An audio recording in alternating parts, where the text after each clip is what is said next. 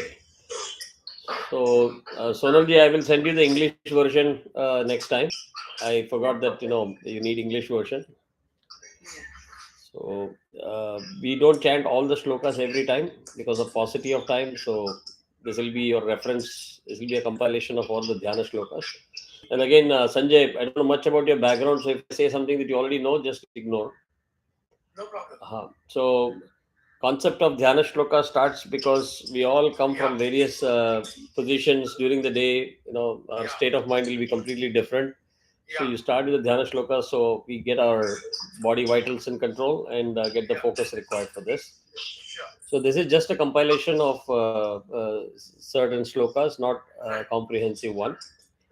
So starting with Om Ganana Antwa Ganapatigam Avamahe Kavim Kavinam Upamashravastamam Jeshtarajam Brahmanam Brahmanaspad Anashrinvannodibisi Dasadanam Sri Mahaganapataye Namaha Prano Devi Saraswati Vaje Bhirbhajanivati Dheenamavitriyavato Mahasaraswatyai Namaha Guru Brahma Guru Vishnu Guru Devo Maheshwarah Guru Sakshat Param Brahma Tasmai Shri Gurave Namaha Gurave Sarvalokanam Bhishage Bhavaroginam Nidaye Sarva Vidyanam Shri Dakshinamurtaye Namaha Asmin Guru Charanaravinda Namaha Vagarthaviva Samprakto Vagatha Pratipattaye Jagadappitarau Vande Parvati Parameshwarau Devim Vachamajanayanta Devaha Tam Vishwarupa Prashabo Vadanti Sano Mandreshu Murjanduhana Dhenurvagasmarupasashtutaito Vyasam Vasishtanaptaram Shakte Pautramakalmasham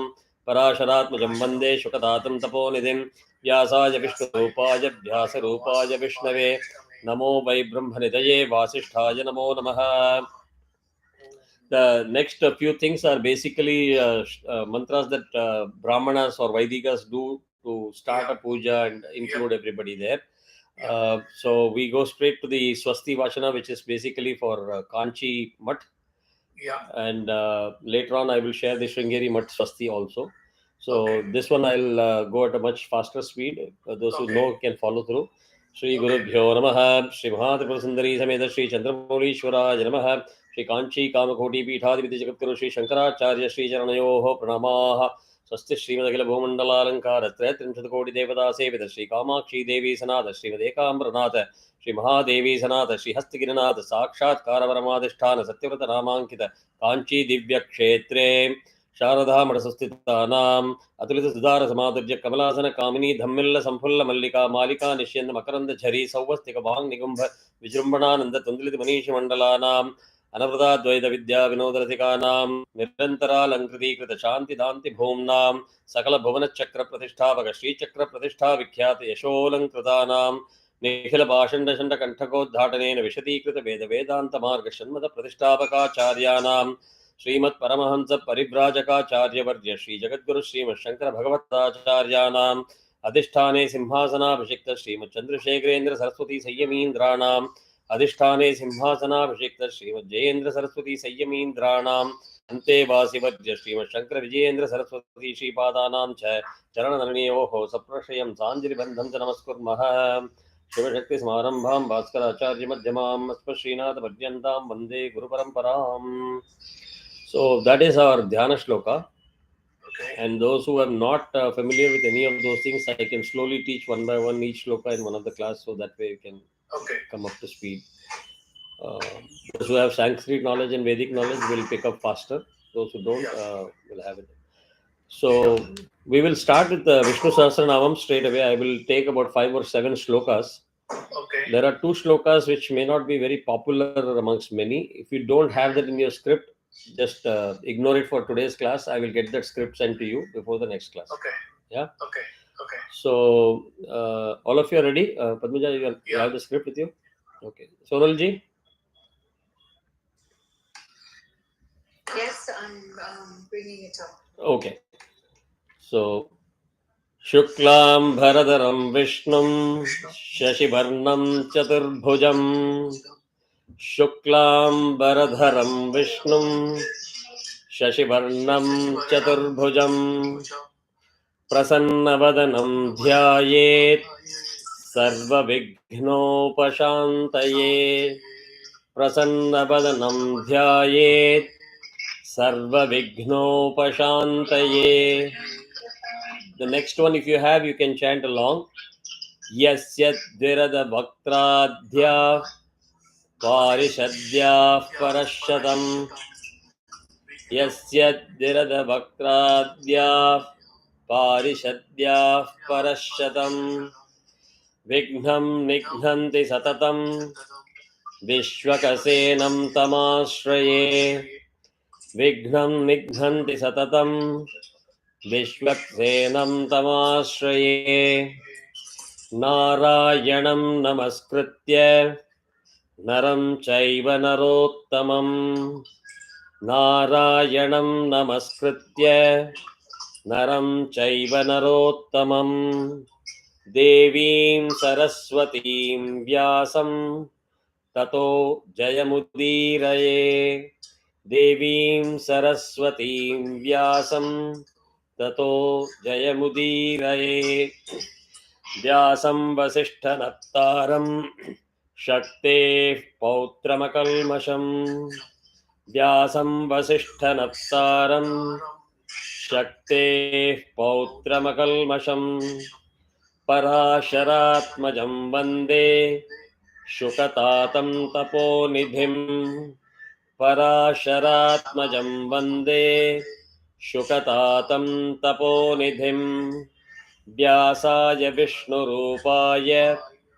व्यासरूपाय विष्णवे व्यासाय विष्णुरूपाय व्यासरूपाय विष्णवे नमो वै ब्रह्मनिधये वासिष्ठाय नमो नमः नमो वै ब्रह्मनिधये वासिष्ठाय नमो नमः अविकाराय शुद्धाय नित्याय परमात्मने अविकाराय शुद्धाय नित्याय परमात्मने सदैकरूपरूपाय विष्णवे सर्वजिष्णवे सदैकरूपरूपाय विष्णवे सर्वजिष्णवे यस्य स्मरणमात्रेण जन्म संसारबन्धनात् यस्य स्मरणमात्रेण जन्म संसारबन्धनात् विमुच्यते नमस्तस्मै विष्णवे प्रभविष्णवे विमुच्यते नमस्तस्मै विष्णवे प्रभविष्णवे. That is about 7 shlokas. Then we go to Om Namo Vishnave Prabho Vishnave, which will start in the next one. Just in case, even Sonalji, I don't know whether you were part of all the meter conversation in the training that I gave. I'll quickly summarize that. You're part of that? But it would be nice to hear again. Yeah, so bottom line, those who are not familiar with Sanskrit, probably you need to get the basics of Sanskrit in terms of vowels and consonants. In terms of pronunciation, the difference between Sha for Shambho and Sha for Shanmukha and how it is pronounced. And as I have explained in the past, Sanskrit is the only language in the world that has defined technically how to pronounce each akshara. Whether it be vowels or other consonants, they have given a technical way of pronunciation. The aksharas and consonants are categorized as palatial or kantha, using your throat or through the navi, mahaprana, etc., etc. The purpose of defining that is to maintain integrity of the language as well as the purity of the language. So it doesn't become sha, doesn't become sha when you go to Gujarat, and it doesn't become sha when it comes to Tamil Nadu, and so on and so forth. From a pure science perspective, also before going to that, the akshara each has got a natural frequency which we cannot change. So when you get to know Veda learning, the first one is Shikshavalli. So when typically in good old days, kids were sent to the Veda school, you have Shikshavalli, Brahmanandavalli, and Bhrigavalli, three main parts components. In Shikshavalli itself, they take the sankalpam about their discipline and respect to the guru and mother and father and how to worship God. as well as commitment to chanting all of these scriptures or songs or shlokas and Vedic mantras with the way it is supposed to be pronounced. So, which is why in good old days you never use technology, because what I'm saying and what you're listening, I don't know whether it is the same. There could be distortion, there could be many issues and challenges, but we have no choice. It is better to have some knowledge rather than no knowledge. So we are all doing it online. In the US, I have people come frequently on site to learn, or they come once a month to calibrate themselves. But however, it is important to have that knowledge that Akshara Shuddhi is very important. Then the second part is Matra Shuddhi. Matra is like one matra can be a snap of a finger or a blink of an eye or a tap of a feet when you're sitting, whatever is the basic unit. It is not measured in seconds or nanoseconds or minutes. It is not measured in any other units of measure or dimensions that we know. It is blink of an eye, because a blink of an eye can be slow, can be fast, depending on the tempo. So, Shruti, which is important, which also defines the pitch and the natural frequency. Matra, which defines the meter. A will have one matra, A will have two matra. So we'll have to ensure that we do all that. Avagraha is a visarga substitution, which is denoted in the form of a letter S. Whenever you see that, it means it's a filler akshara to keep the integrity of the meter intact. So you drag and give one extra matra there wherever you see avagraha. And wherever there is a mahaprana, you need to get that akshara from the nabhi. Literally, that force has to come from your nabhi. And hard consonants, typically you roll your tongue or put pressure on the throat and then chant it. Soft ones invariably are delivered from the front of the mouth. Visarga, again, there are 85 Visarga Sandhis in Sanskrit. I have taught a very special class for about 9 weeks on just 16 of them, applying the 80-20 rule. Instead of becoming a PhD in Sanskrit, I just picked up the 16 most popular. I've gone through detailed. I put the script in the shared folder in iCloud. And Sanjay, once I get your iCloud account, I can give you access to that folder. It has all the scripts, and the YouTube videos are all in public on the YouTube channel. So you can always go there and revise it as many times as you want. So the importance of meter again is the integrity. And if you get into physics, basically each akshara has got a natural frequency. So you emanate those frequency and the sound. And meter means it is a predetermined harmonic wave that we have no right to modify, because this is not written by some author or a human being. All of these things are coming as apaurishayam, so which means there is no human being that has written it. We got it from God Himself, and so we don't have any right to change it. And very simple is, if you take an orchestra, if all the instruments are in sync on the same beat and they all follow in a line, regardless of how many instruments are on the deck, it is music. If moment each one conflicts with the other, it is called cacophony, because it can cause completely destructive noise. So I take Vedic chanting very, very seriously, and I urge everybody who's learning from me to do the same thing. Don't take it lightly. I'm almost there, so what? Because when you chant loudly, you are creating the vibration to purify yourself internally, because the vibration purifies your internal organs. It also creates sound around you, so you're actually creating sound around you, and you don't want to create destructive sounds for others. And when somebody hears you and learns that exact same way as you chant wrong, that means you're propagating wrong chanting on many people. It can create a problem for the environment itself. So having said that, I just went through the seven shlokas. If you feel that this is not the way you want to learn, you want me to do the pada bheda, I can do that splitting of padams and teach one by one. It's not a problem. But we will cover probably less number of shlokas in each class. So this is one of the requests that Sanjay had, that he wanted to learn the correct pronunciation of Vishnu Sahasranamam. Fortunately, this is something that I've learned from childhood, and my idol is none other than Sri M.S. Subalakshmi herself, the ultimate in diction. And it is a treat to listen to her chanting. So you don't need audio from me, but if you need, I can chant and give it to you also. So the purpose, the background, Sonalji, in case I haven't forwarded any of the videos to you, is Dushyant Sridharji is a very young and very popular Upanyasak. He does bhashyams and he just gives spiritual speeches, etc. Again, a close friend of mine. In my older daughter's wedding, he was invited to do the upanyas. Then he came to my house and stayed with us in New Jersey. We took him around. We went to Canada. Many things happened. So he likes us, and we also like him. The way he speaks with clarity. He had released a small video of about 3 minutes talking about the pramanas. Everybody talks about clinical data, clinical evidence for everything, right? Because everybody has become a doctor. So he has given pramana right from 5th century BC all the way up to uh, probably the last century. Because for all of us who are Kanchi Mat Bhaktas, the 68th Acharya, whom we call Mahaperiyava. Periyava in Tamil means a big person, big individual. Mahaperiyava means he is above all that stuff, and he was considered the walking god, Sakshat Parameshwar Avatar. And there are many evidences for that. So we do believe when he himself fell sick, he was running a fever of 104 in one of his camps. He called his disciples and said, "Please organize 150 Vaidikas and ask them to sit and chant in front of me Vishnu Sahasranamam." That was the medicine that he took. So that is the most latest clinical evidence.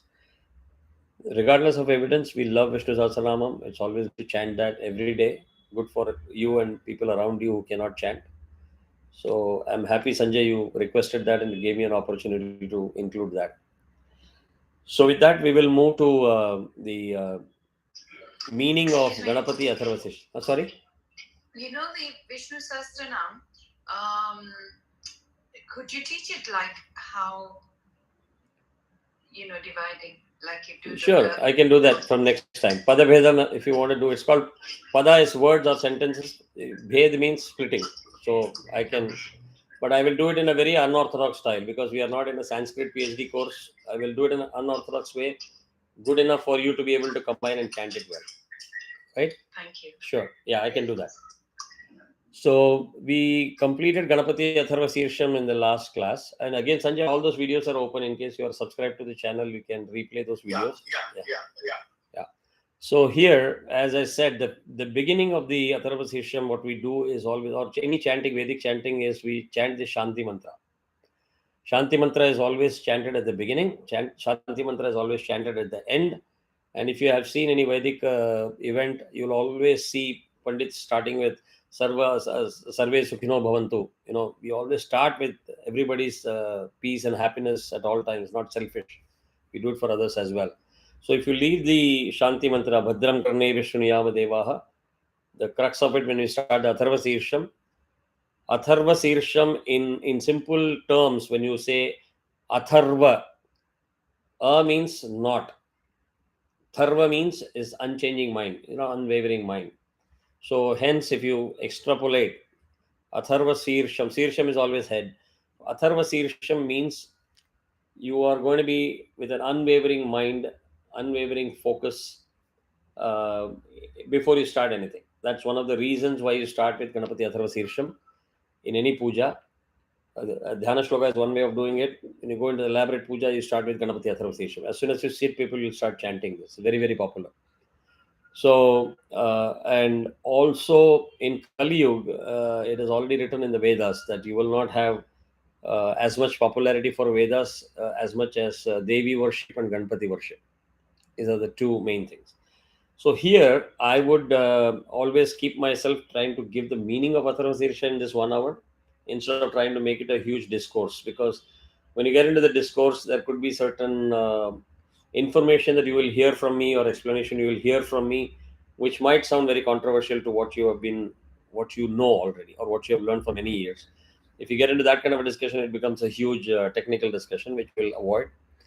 So here, Om Namaste Ganapataye, then Tvameva Pratyaksham Tattvamasi, Tvameva Kevalam Kartasi, Tvameva Kevalam Dhartasi, Tvameva Kevalam Hartasi, Tvameva Sarvam Khalvidam Brahmasi, Tvam Sakshadatmasi Nityam. This is one complete rick or one paragraph that you can say. What it means here is basically we are saying Om. We start with Om, which is always a pranava, and Om is the starting sound from which all of everything got created. The Srishti got created, including us. So we always pay respect to Om.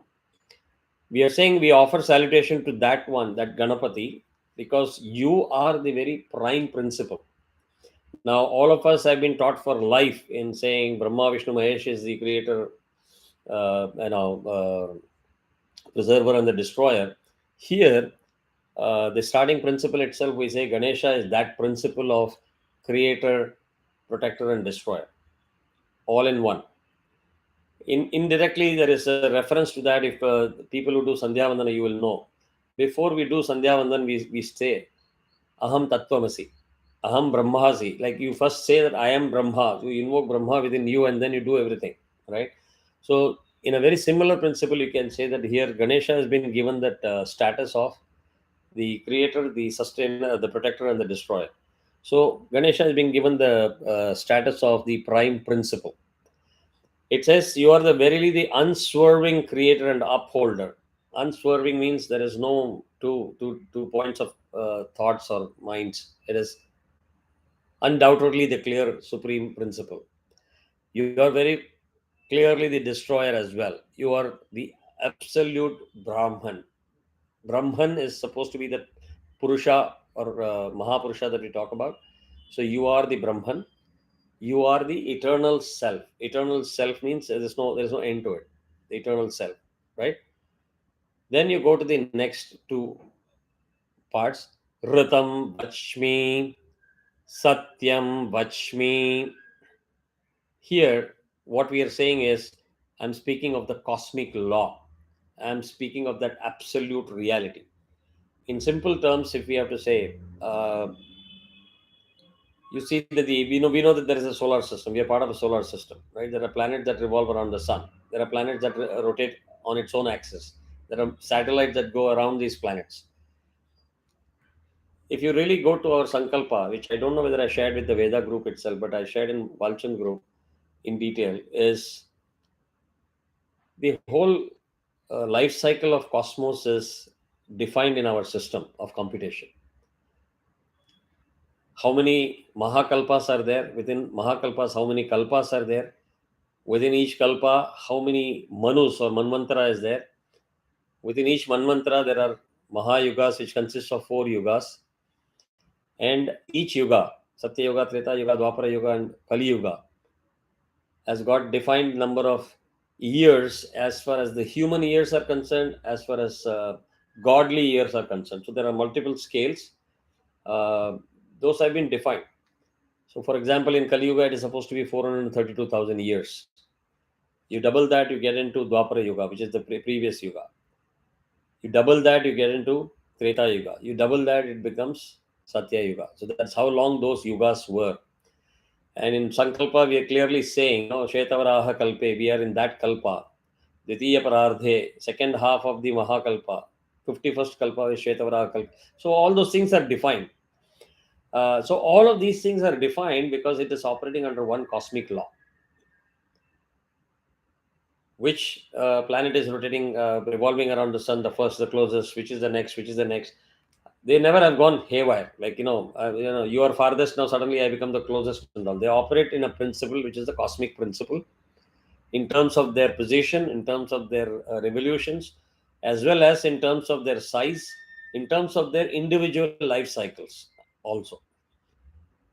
Stars, they explode, they destroy, then that becomes a black hole. So for each one, there is a life cycle, which is all defined. That is what we call as a cosmic law. And one other thing is, there are sound waves still around us in the cosmos that we don't even know exist, because the human capability is limited. It doesn't mean the other sound waves are not there. A very classic example, again, if somebody says clinical data, just get a dog as a pet in your home. The dog will know the master has come right in the corner. When you come to the street corner, it will know. How?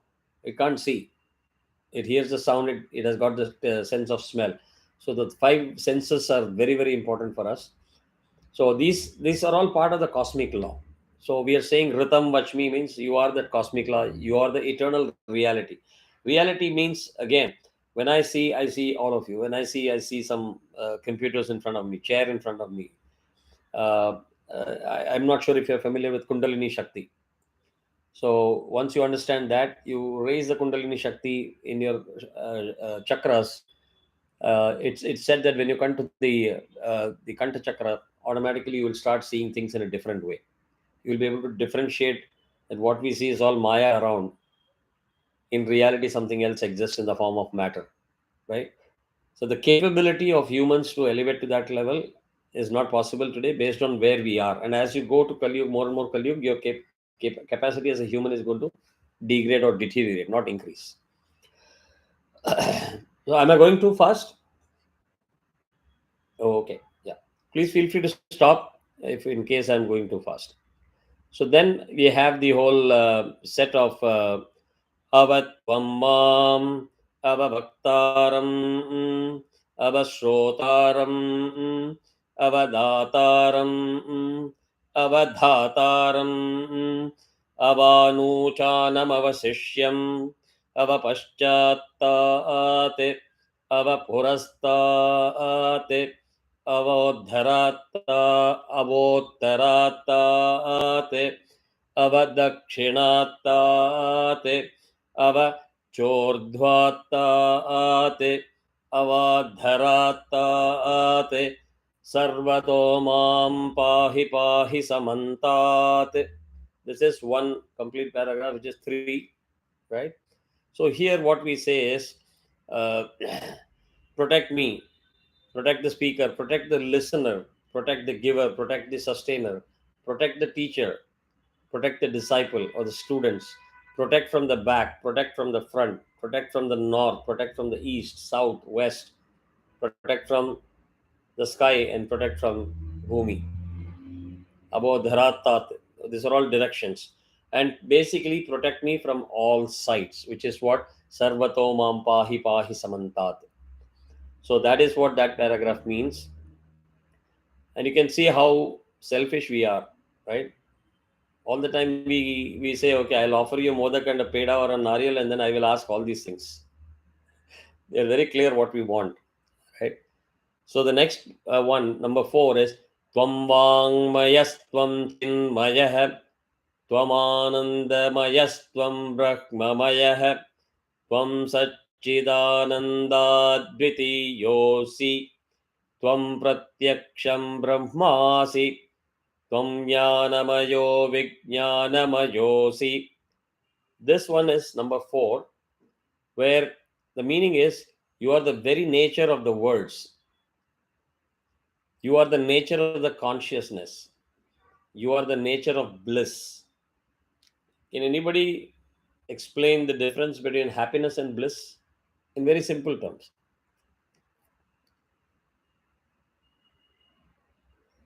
Try karo, koi problem nahi hai. There's no penalty for wrong answer. I think happiness depends on particular incidents, where bliss is something, a state of mind. Okay. Just that's called bliss. Okay. See, I asked a question and you are happy, you're smiling. This is simple happiness. It's a simple happiness. You derive some instant result, instant response. Bliss is a much elevated state where it is, it's countless, infinite amount of happiness is bliss. It's a different state. And for those who drink, probably it's easy to explain to them. When you probably have 15 pegs, then you are really in the state of bliss. I'm not joking. I'm not saying it as a joke. It is truly that state of mind where you're clueless. You're just in a different elevated state. That is bliss. And don't misunderstand me. Path of moksha is through bliss. That is why we keep saying Satchitananda. The meaning of that is bliss, eternal bliss. Got it? So a lot of what you're learning, what you know already also, Padmaja, is to attain that path of bliss. So you don't have to feel guilty about it. So that is one part of the story. The other thing is, you are the nature of the Brahman. means you represent that eternal force, the ultimate reality. And if you understand in another language in saying the Paramatma and the Jivatma, we are talking of the reference to Paramatma, right? And I'm assuming all of you are Advaitas, so it is easy to understand what I'm saying. Unless there is a Madhva in the group, which probably Radha is one Madhva, but she may follow Visishtadvaitam or Madhvacharya. But from a Advaita principle, we are referring to the Brahman is the ultimate supreme self. You are none other than the real existence of consciousness and bliss. So when your chit means consciousness, conscience. So when you reach that state of bliss, it is you. So when you talk of the position of Ganesha in our Shatchakra philosophy itself, Ganesha is supposed to be positioned in the Muladhara. So when you raise your Kundalini Shakti, you're taking Lord Ganesha also all the way up to Sahasrara, which is where you get the eternal bliss. So you are the one without the second. Without the second, you are the only visible Brahman. You are the nature of that spiritual knowledge, and you are science. I hope all of you know that Lord Ganesha was considered the quintessential knowledge of everything. He was considered as an authority where, even including within the Devatas, people used to refer back to him and saying, what's your thoughts about it? What are your thoughts about it? He used to have an answer and a solution for everything, right? So the next one is Sarvam Jagadidam Tvatto Jayate Sarvam Jagadidam Tvattastisthati Sarvam Jagadidam Tvayi Layameshyati Sarvam Jagadidam Tvayi Pratyeti Tvam Bhumirapo Nalo Nilo Nabha Tvam Chatvari Vakpadani. This is number 5. Here the meaning is all this world is manifested from you because you are the origin, you are the creator.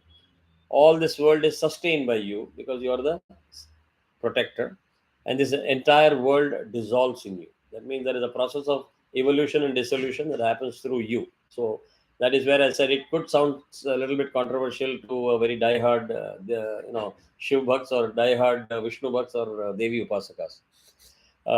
But the meaning is the entire world reverts back to you. That means for everything we come back to you. We originate from you and we go back to you, right? You are the earth, water, wind, fire, and space, all the Pancha Mahabhutas. You are the 4 types of speech.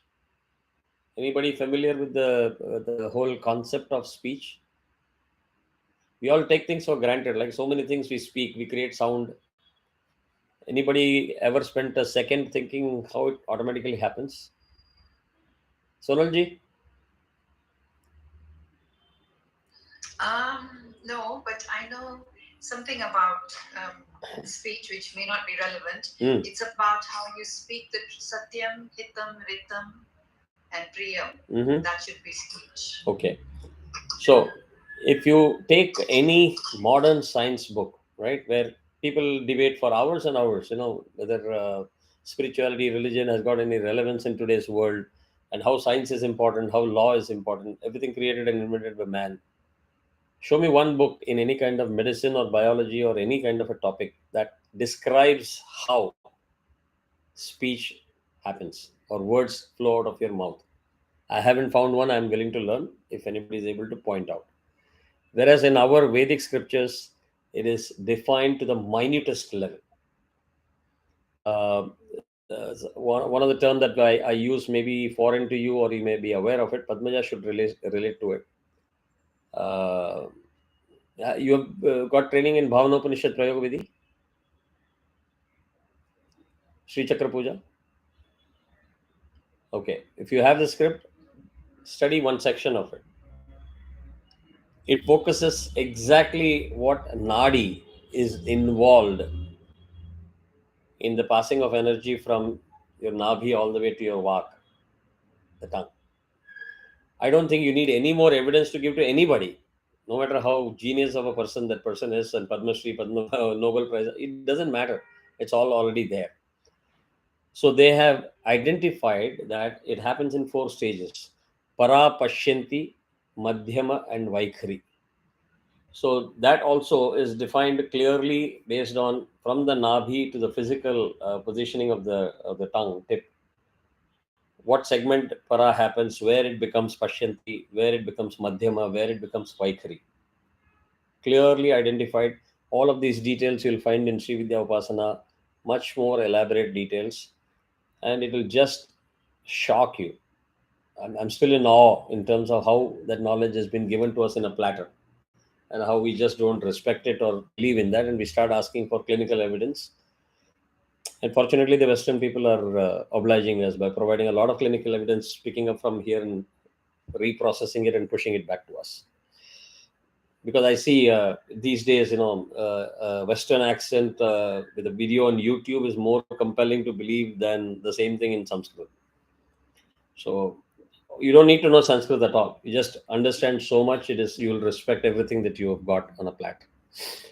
So, Tvam gunatrayatitah, Tvam avasthatrayatitah, Tvam dehatrayatitah, Tvam kalatrayatitah, Tvam mooladhara sthitosi nityam, Tvam shaktitrayatmakah, Tvam yogino dhyayanti nityam, Tvam Brahma, Tvam Vishnustvam Rudrastvam Agnistvam Vayustvam Suryastvam Chandramastam Brahma Bhurvassuvarom.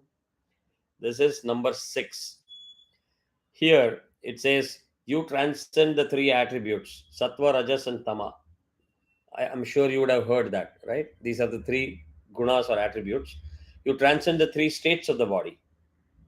Have you ever asked a question? I go to sleep comfortably whenever I want. And when I get up in the morning, automatically the switch is on. I know she's Padmaja. I know it is morning. I know it is 6 o'clock. I remember everything. But you don't know what happened when you were sleeping. What state you go in, what happens to your body, functions, systems, memory. But it happens without fail, day after day, right? So that is the beauty of what we have gained as human beings. Even if you spend a little bit of time to understand and appreciate this whole cycle, you'll start believing in God. There's some supreme power much above all of us, which is functioning. So it says you transcend these 3 bodies, which is basically 4 states of the 3 states of the body: when you're awake, when you're dreaming, and when you're sleeping. There is also a Turiya state, which we will talk later. That is beyond the scope of this discussion. The transcend the 3 bodies. Again, we all know only 2 bodies, correct? Gross body and subtle body. Sthula Sharira and Sukshma Sharira. Any example you can give? Our gross body is Sthula Sharira and our mind is the Sukshma Sharira. Yeah, mind is not the only one.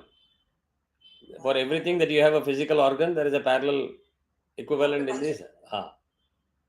Right? Emotions, mind. Manobuddhi, Ahankar. Yeah. So you have. But how many of you know about the 3rd body? Actually, Karana Sharira. Correct. In English, it is called the causal body, which is basically, in a simple term, I can say is, you think that your balance sheet is coming with you. When you got birth, you had an opening balance, very clear entries in balance sheet. Everything that you do or don't do in your entire life, there is an entry that happens. And I've talked about it in all the classes, why it is not shown to you live, right? It will be shown to you 3-4 days before you go dead for sure. That is why people say there are people who realize that they are nearing death, or there are people who will say that you will start repenting so badly. Oh man, I messed up so many things. I committed so many mistakes. I wish I can correct it. They want to go back and correct it. Sorry, you can't do it. You'll have to fall in line and come back into the next cycle. So don't wait till the end. Realize that there is a causal body that comes along with you. Immediate live updates, data. Everything that you say, do, not do, think, even thinking. You think bad for somebody, again there's an entry posted. So the Karna Sharira is something that you need to be aware of. You are beyond the 3 periods of time: past, present, and future. right? Though I understand this in the literal sense, the way it is translated, I have question mark myself, which I haven't been able to find answers to this. Because I wherever I'm repeating it, just bear with me, because I don't know in what class what I say. If you take the Western philosophy of time, it is a linear dimension. You all agree, right? Yesterday, today, tomorrow. It's linear. It's like a slide rule that keeps sliding it every day, and you are moving past in time. Only in our system, we say it's a Kal Chakra. We don't believe it is linear. It's cycle. So, if you're familiar with the good old days projector, there used to be a projector with a lot of slides already fitted into that click. You just keep pressing it, it'll keep going like a magazine. And only that slide that is in front of the light will be projected on the wall or on the screen. So, our life, the events have already happened. What happens is when we are moving and progressing on the Kal Chakra, we get to see that at that moment of time. Huge difference in fundamental the way we look at time. So in that context, I say that I will take this interpretation with a pinch of salt. Past, present, and future. But what they're saying is in terms of the events in the past, events today, and events in future that you're about to see. You are the eternal one who abides as the foundation. You are the trinity of power: willpower, power of action, and power of knowledge. All three. And you are the one whom the ascetics meditate upon, which means the sages and everybody, they meditate upon you. And it is known that everybody starts with the prayer to Lord Ganesha first. Correct? And even Lord Parashurama was one of the most knowledgeable person. Could not understand the power and knowledge and determination of Lord Ganesha, where that incident happened and he got one of his tusks broken. That is the incident, right? If you see Ekadantaya, you say Ekadantaya Vidmahe because the second tusk is broken. That happened because Lord Parashurama got very angry and threw the axe on Lord Ganesha, because he said, my parents have told that nobody can enter Kailasha right now, period. You all wait here. And he couldn't tolerate. Who are you to stop me, the Lord Parashurama?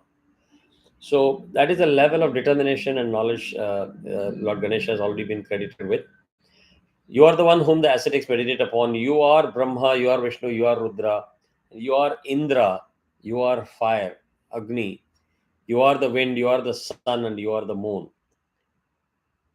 Rudrastvam, Indrastvam, Agnistvam, Vayustvam, Suryastvam, Chandramastam, Brahmabhor. So you are the effulgence as the earth, the mid region, and the space above. All the three lokas. Bhuhu, Bhuvaha, Suvaha. Right? Any doubt so far? Is it making sense? Are you able to appreciate the meaning of it? Hari Om. Guruji, so Yeah. when you say about the events have already happened, projecting it onto the screen. So then what about like willpower and change of destiny and things like that? Or is that another topic? That's the causal body that I said, right? Many people say you Yes. can't change your destiny, and I beg to disagree. And I'm a very small guy. I mean, there could be much more knowledgeable people who will say, shut up, don't talk rubbish. But I believe what I believe today. Yes. If you say that you can't change your destiny, then you are negating the entire karma system. Yeah. So what the karma system says is, maximum you have 7 opportunities, 7 janmas, right? You're supposed to flush out everything, all the, settle the balance sheet and say thank you so much. But it doesn't mean that you have to go through 7.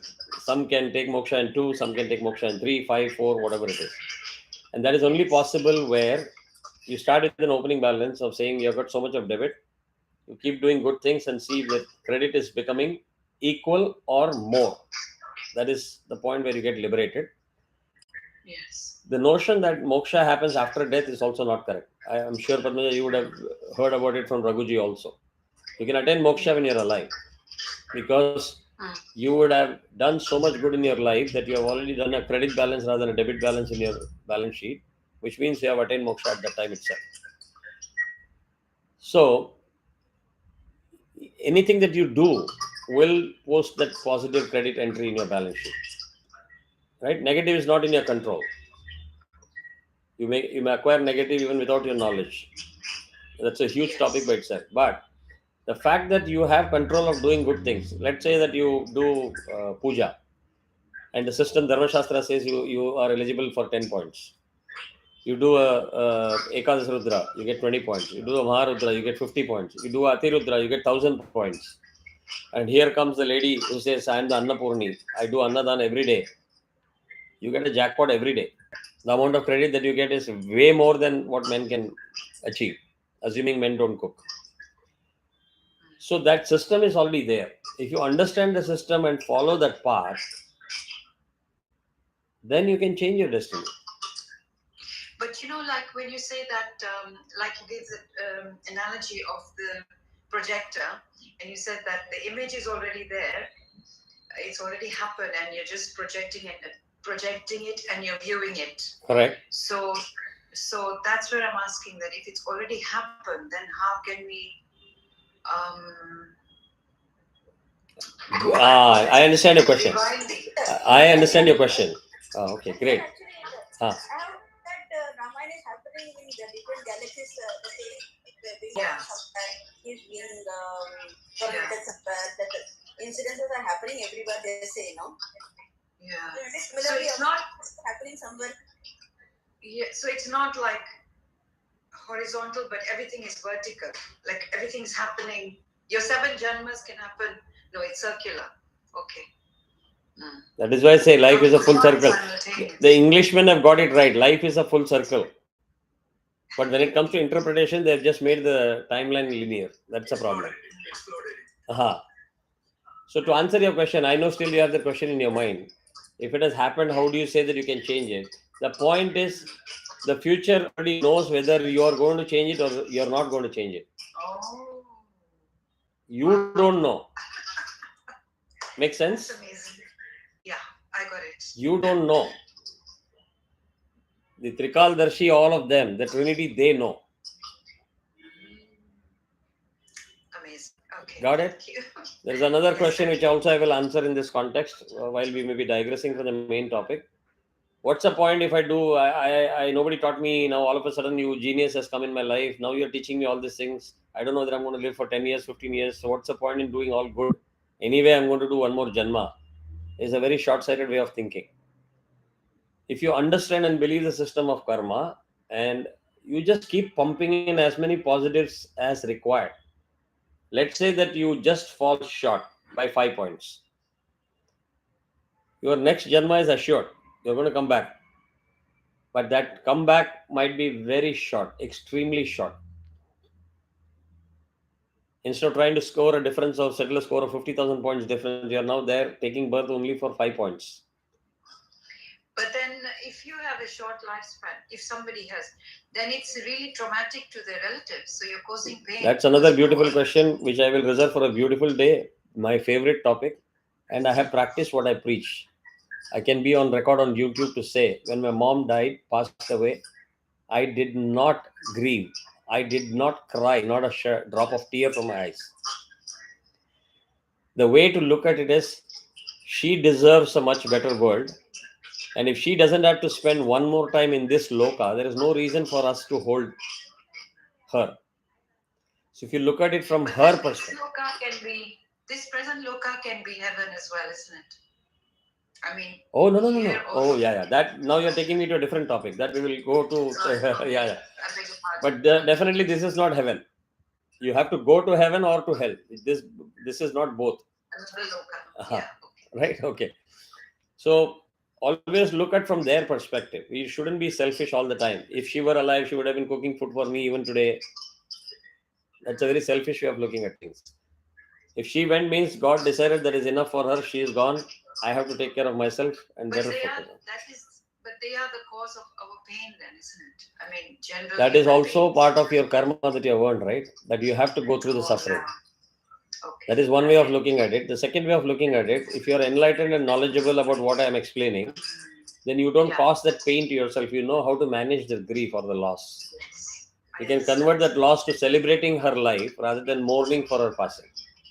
Yeah. Make sense? I get it. Yes, sir. Why not celebrate their life? I'm more happy about what she achieved when she was alive, rather than saying, "Oh, now she's gone, I'm depressed." Yeah.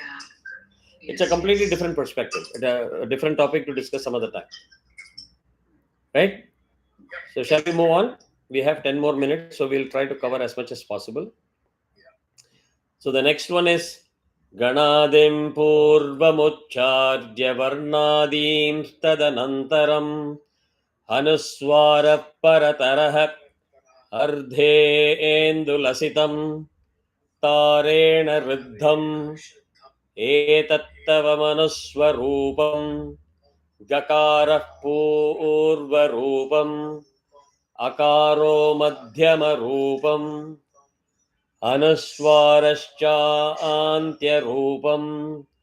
Binduruttara-rupam Nadastandhanam Sagambhita Sandhi Saisha Ganesha Vidya Ganaka Rishihi Nisrit Gayatri Chandah Ganapatir Devata Om Gam Ganapataye Namaha.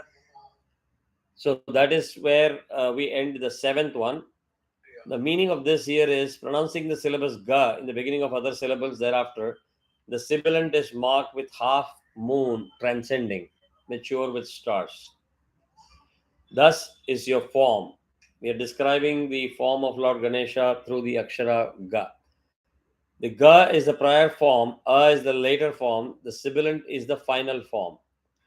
The dot is the supreme form. When the dot means anuswara, we say gam ganapati, right? Gam is the supreme form, which I'm sure you also will understand even from the Sri Vidya perspective.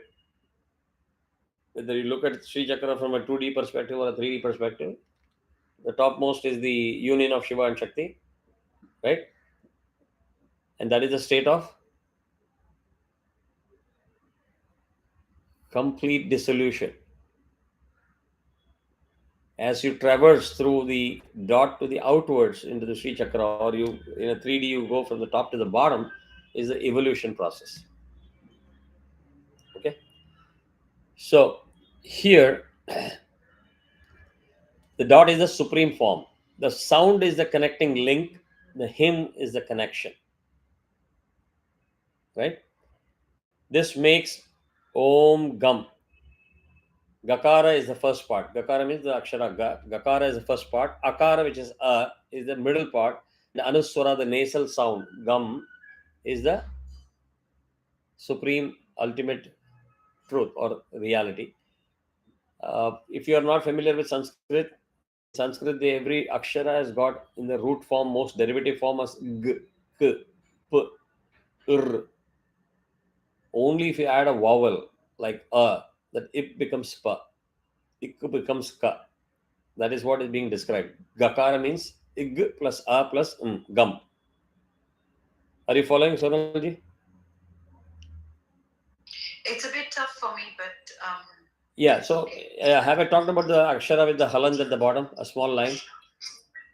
So if you have na and at the bottom there is a halant, you say yeah. Rebhan na. Yes. So in the most derived form, the root form, all the aksharas have got ik, ip, like that. Pa is not the root form. Pa becomes ip plus a becomes pa. Ip plus a becomes pa. Ip plus u becomes pu. Ip plus u becomes pu. So you need a vowel to be attached to make it to pa, pu, pi, etc. Got it? So if you apply the principle, gum can be broken down into ig plus a ga. Ig plus a plus that anuswara is a dot is gum. So these are all joined together as the sound of the mantra Om Gam. Om is again the pranavam. This verily is the wisdom of Lord Ganesha. Ganesha is the seer, Gayatri is the meter, and Ganapati is the deity. So we are describing the three forms, right?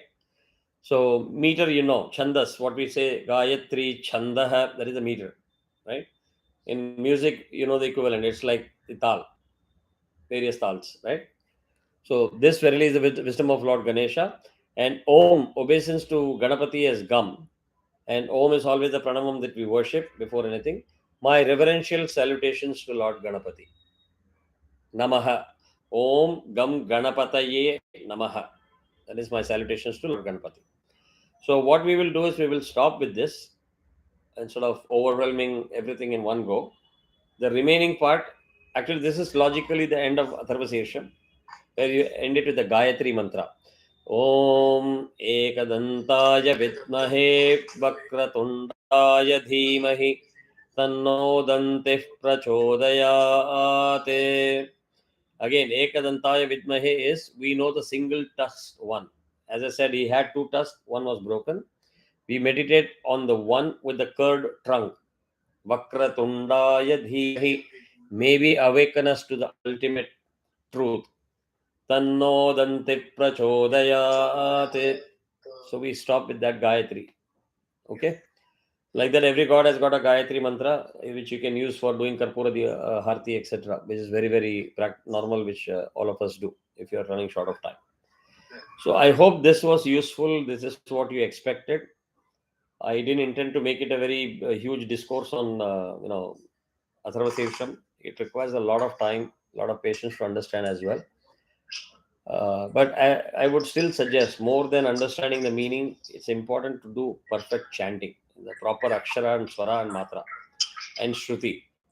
And don't hesitate, don't live with that complex that I don't know Sanskrit or I can't do this, I can't do that. Padmaja is sitting evidence right now. She's part of many of my classes and she's been there for a long time. She also knows how she was chanting. She also knows how others were chanting and how they all chanted last night in Devi Matram class, Monday night, US time. Huge difference. Things have really changed. Huh? Things have changed now. Huge. Right? All of a sudden, everybody was chanting good. So you just have to have the belief and patience that, keep listening and absorbing what is being taught. It will come. And Sonalji, mainly I'm talking about you. Don't live with any reservations. I can't read Sanskrit or I don't know Devanagari or I'm living in the UK. It doesn't matter. You're committing a lot of time to learn. You're being there, sincerely following it up. Practice is more important. You keep listening and practice. Keep listening and practice. That is very, very important. So even if I don't practice or chant this for, let's say, 10 years, 11th year, I will also fumble. Your tongue has to roll effortlessly with that speed and with the correct meter and shruti, etc. Yeah. That is very important. Okay. So thank you so much for your patience. And Sanjay, once again, welcome. I hope you're enjoying it. You made a good decision. Yeah. All right. Thank you. Take care. Bye-bye. Thank you. Bye-bye. Yeah. Thank you very much. Yeah. Bye-bye. Thank you. Thank you so much.